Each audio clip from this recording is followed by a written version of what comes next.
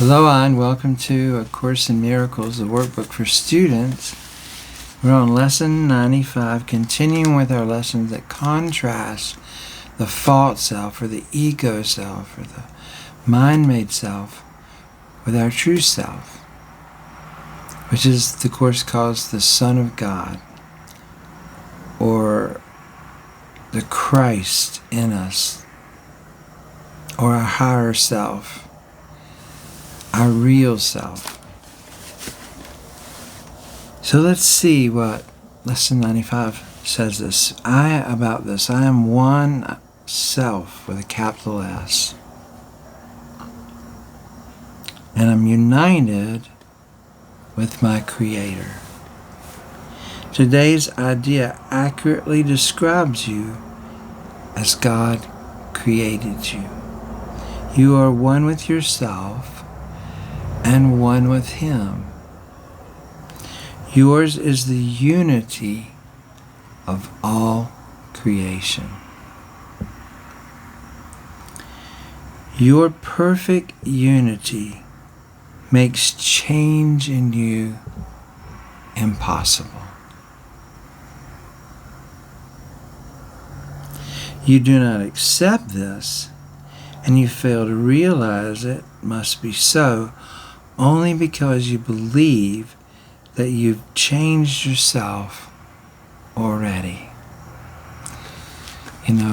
I look at myself and see, look at all the mistakes I've made.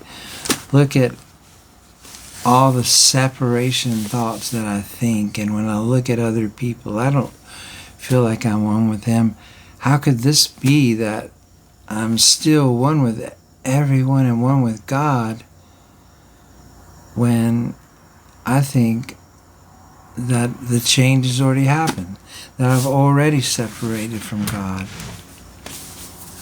So all this physical evidence of the ego, that's the thing, that the eyes, the ears, the body, all these were created by the ego, the Course tells us, to filter out reality from us.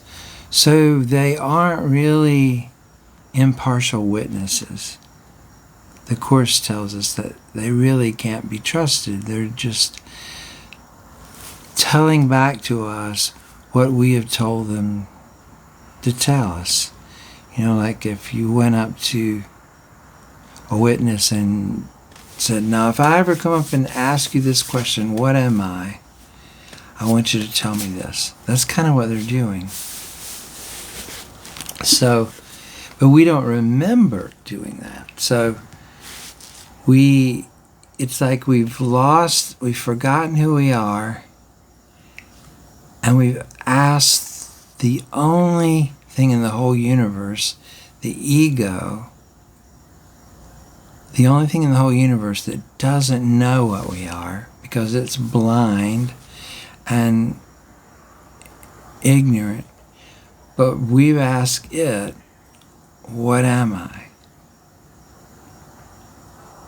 And it is just lying to us.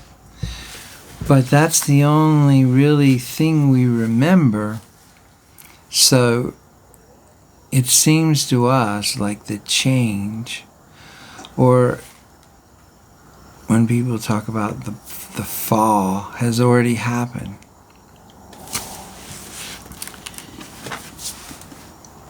So that's why it's hard for us to believe that it hasn't happened. But you see yourself as a ridiculous parody on God's creation. Weak, vicious, ugly and sinful, miserable and beset with pain. Such is your version of yourself, a self divided into many warring parts, separate from God and tenuously held together by its erratic and capricious maker, which is the ego, to which you pray. The ego does not hear your prayers, for it is death. It does not see the oneness in you, for it is blind. It does not understand you are the Son of God, for it is senseless and it understands nothing. We will attempt today to be aware only of what can hear and see and what makes perfect sense. We will again direct our exercises towards reaching your one self, which is united with its Creator, in patience and in hope. We will try again today, like we did yesterday. The use of the first 5 minutes of every waking hour for practicing the idea for the day has special advantages at the stage of learning in which we are at present. It's difficult at this point not to allow your mind to wander. Do you find your mind wandering? If it undertakes extended practices, you've surely realized by now. You've seen the extent of your lack of mental discipline and of your need for mind training. It is necessary that you be aware of this, for it is indeed a hindrance to your advance. So that's why we need this mind training course of A Course in Miracles, is because we, in any extended period of time, to really begin to get still and to listen and to go beyond the body's senses and eyes and words and thoughts and concepts. The way our minds are right now, they don't really have the ability. They have the ability, but they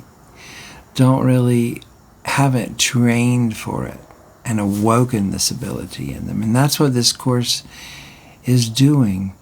And when we don't really do the exercises, and when we don't really spend the time that the course asks, which is really only just 5 minutes at the beginning of each hour, then it's a hindrance. Our mind is a hindrance to keep us from really getting to that place where we can encounter our true self. So we need to really realize that what we're doing here is we're trying to reach ourself, and that our mind is a hindrance. But it can be overcome if we'll just use these techniques that the Course is giving us. Just reading this is not going to get us there. We really need to train our minds. So that's what we're going to do today. In patience and in hope, we will try again today.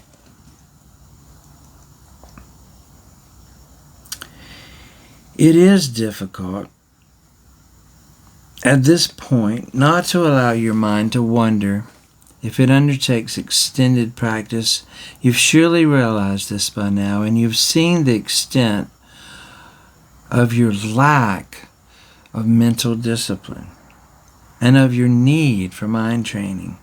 It is necessary that you be aware of this, for it is indeed a hindrance to your advance. Frequent but shorter practice periods have other advantages for you at this time. In addition to recognizing your difficulties with sustained attention, you must also have noticed that unless you are reminded of your purpose frequently, you tend to forget about it for long periods of time. I still do that.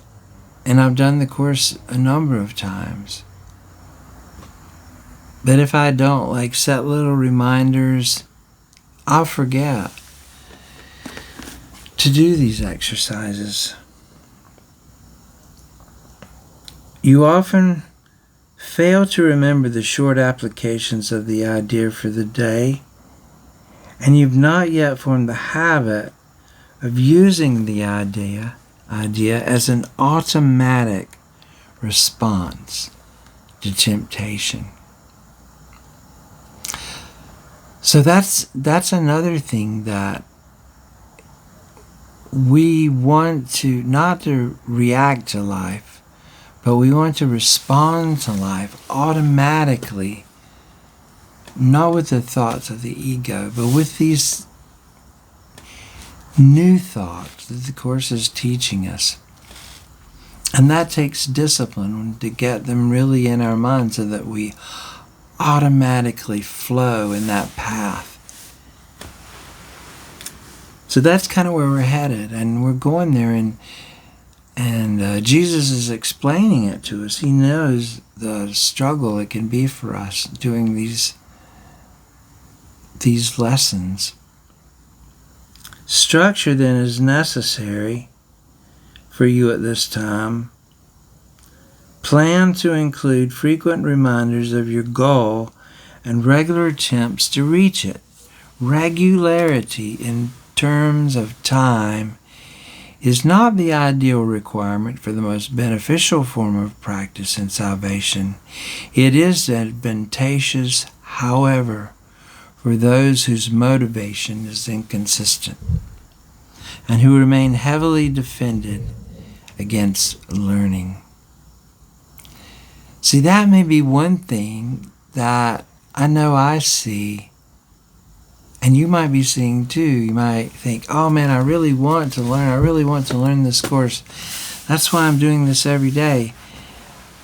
But if we're not following the instructions and we're really forgetting to do them the way the Course has instructed us to do them, then we need to take note of that and realize that we are heavily defended against learning.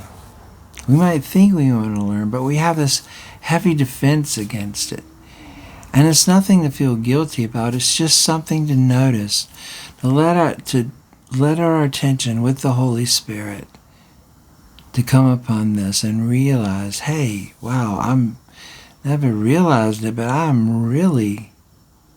thought I wanted to learn this, but there's something in me that's really defensive about learning this Course in Miracles.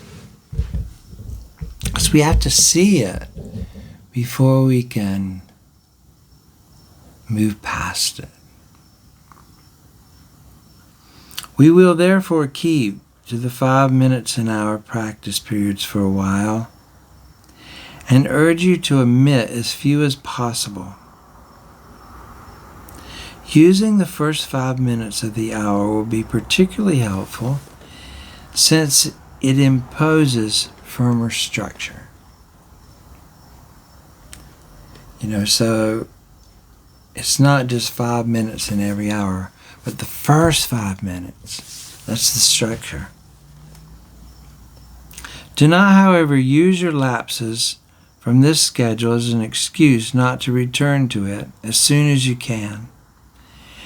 There may well be a temptation to regard the day as lost because you've already failed to do what is required. You might be thinking, daggone, I missed it again. Oh man, I'm not going to get it today. I wasted the whole day. Maybe I should do this lesson again tomorrow. You know what I mean? That could be a temptation for some of us. But this should, however, merely be recognized as what it is. So we're just going to recognize it, acknowledge it, see it, Be aware of it. Shine the light on it. What is it? It's a refusal to let your mistake be corrected and an unwillingness to try again. A refusal and an unwillingness. And don't get all freaked out like, whoa, or defensive like, I do want to learn this. What are you saying? No, just say, yeah, I do have this in me. This unwillingness to have my mistakes corrected. And a refusal or an unwillingness to try again. All we have to do is acknowledge it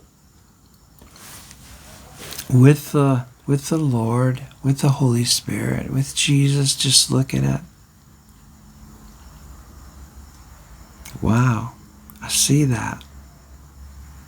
I see that. The Holy Spirit is not delayed in His teaching by our mistakes. Thank goodness. He can be held back only by your unwillingness to let them go. That's the only thing that holds us back, our unwillingness to let our mistakes go. Let us therefore be determined, particularly for the next week or so, to be willing to forgive ourselves for our lapses and diligences and our failures to follow the instructions for practicing the day's idea. Be just determined to forgive yourself. This tolerance for weakness will enable us to overlook it. So, this tolerance for our weaknesses and not doing this the way the Course says will help us to overlook it, which is another word for forgiveness that the Course uses. Overlook it.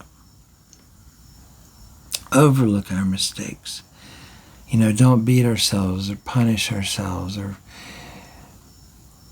heap guilt or condemnation upon ourselves or feel like, oh, I can't do this. What's wrong with me?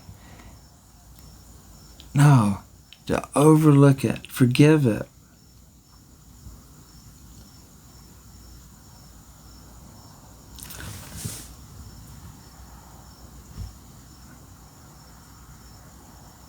This tolerance for weakness will enable us to overlook it rather than give it power to delay our learning. If we don't let it go, our mistakes, and we grieve over them and punish ourselves and come under all kinds of condemnation and guilt and feelings of unworthiness or weakness, all we're doing, the Course says, is giving those weaknesses or perceived weaknesses power. Believing they're real. Acting as they're real. Acting as they're really us. We give them power to delay our learning. But if we give it power to do this, we are regarding it as strength. It's really nothing. It's not strength. And we are confusing strength with weakness. So when we forget or we don't follow the instructions or even go the whole day without doing them, and at the end of the day we're like, oh man, I just wasted the day. I'm never going to get there. And we make those things like as if they had power over us and give them strength. They're just weaknesses. They're nothing. And if we overlook it and not give them strength, just and look at them and forgive ourselves, then we don't give them any power, is basically what it's saying. When you fail to comply with the requirements of this course, you've merely made a mistake. In other words, you haven't sinned. You've just made a mistake. This calls for correction and nothing else. It doesn't call for guilt, doesn't call for punishment. It doesn't call for, I'll do twice as hard tomorrow. No, it just calls for correction.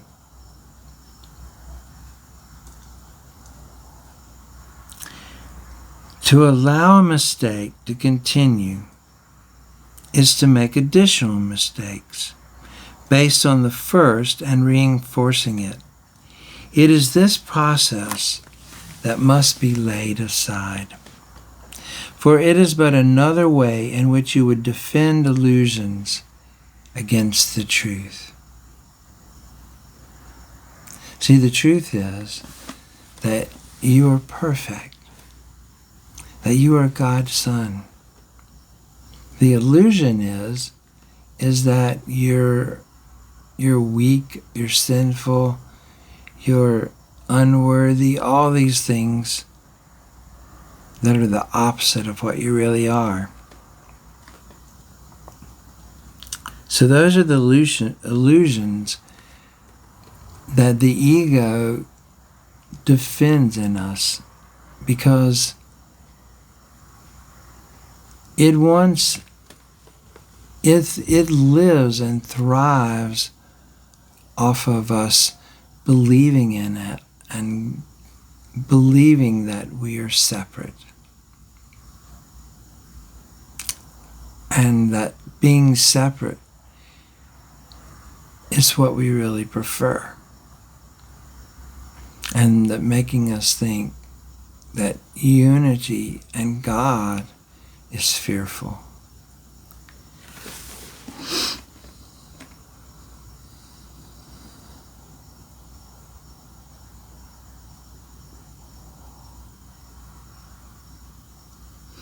Let all these errors go by.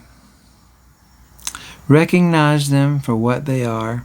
They are attempts to keep you unaware that you are one self, united with your Creator, at one with every aspect of creation, and limitless in power and in peace. This is the truth, and nothing else is true about us. Today we will affirm this truth again and try to reach the place in you in which there is no doubt that only this is true. Can you imagine that? Having no doubts about yourself, the truth about yourself. Begin the practice periods today with this assurance, offered to your mind with all the certainty that you can give. I am one, united with my Creator, at one with every aspect of creation, and limitless in power and in peace. Then close your eyes and tell yourself again, slowly and thoughtfully, attempting to allow the meaning of the words to sink into your mind, to replacing the false ideas. I am one self. Repeat this several times and then attempt to feel the meaning that the words can convey. We want to feel the meaning that I am one self. So getting our feelings involved is good here. It's part of it. Not just the intellect, but the feeling. You are one self, united and secure. In light and joy and peace, you are God's Son, one self with one Creator, one goal, to bring awareness to this oneness to all minds. That's our goal. That true creation may extend the allness and the unity of God. You are one self.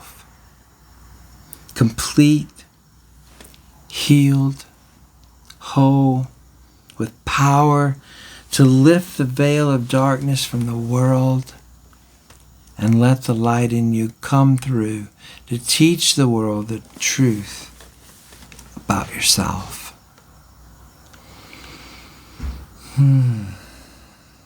You are one self in perfect harmony with all there is and all that there will be. You are one self, the Holy Son of God, united with your brothers in that one self, united with your Father in His will. Feel this one self in you and let it shine away all your illusions, all of your doubts.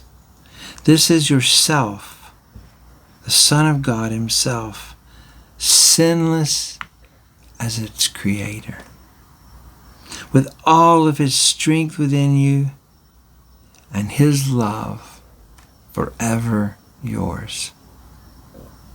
You are one self, and it is given you to feel the self within you and to cast all your illusions out of the one mind that is the self, the holy truth in you.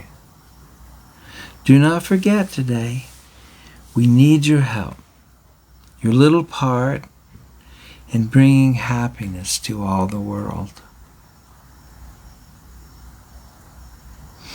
And heaven looks to you in confidence that you will try today. Share then its surety, for it is yours. Be vigilant. Do not forget today. Throughout the day, do not forget your goal. Repeat today's ideas frequently as possible. And understand each time you do, someone hears the voice of hope, the stirring of truth within your mind. So this is the part we are one. Our mind is one. We share the same mind. And so this is another theme. Each time, this connectedness of every one of us, that our thoughts are shared. And each time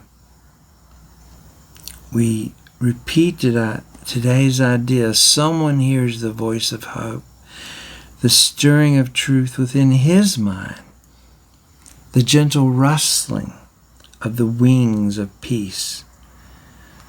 So your own acknowledgement that you are one, united with your Father, it's a call to all the world to be at one with you. To everyone you meet today, be sure to give the promise of today's idea and tell him this. You are one with me, united with our Creator in this self, and I honor you because of what I am and what He is, who loves us both as one. This is a long lesson today. It's a very powerful one, and it reminds us who we really are, contrasted with who we think we are, and tells us that we're trying to put these illusions of who we think we are aside and really feel and discover without doubt our true self. And we're getting there, and Jesus encourages us not to give up. He knows that we struggle with disciplining our minds, sometimes forget to do the lessons, but we're getting there. And it's okay, and don't feel guilty, but just keep going. You're getting stronger every day. You are. And so I send out love to you and strength to you and light, joy, and peace. Thank you for doing this workbook lesson with me, and I'll see you tomorrow. Mahalo.